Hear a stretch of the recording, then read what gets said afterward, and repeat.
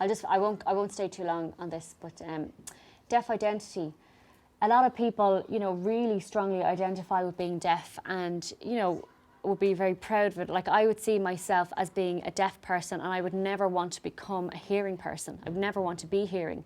But there are other deaf people who are a bit unsure about their identity, and you know, they have deaf friends, but yet they're involved in the hearing community.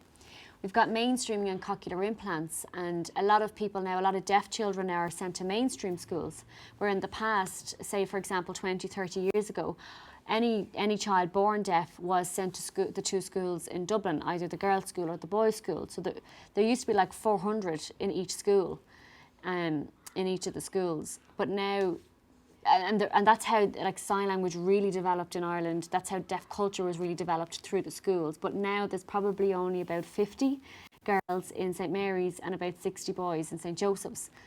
Whereas before you were looking at 400 pupils for each school. So a lot of deaf children now are being mainstreamed because obviously parents don't want to send their children to, you know, up to Dublin if they're in the country. And in mainstream school now, they've got a lot of special needs assistants trying to support them. But it's a little bit disappointing at times because, you know, if the deaf schools close down in the future, how does the deaf community continue to develop? How does our culture continue to develop? Our humour and everything else, how do we pass that information on?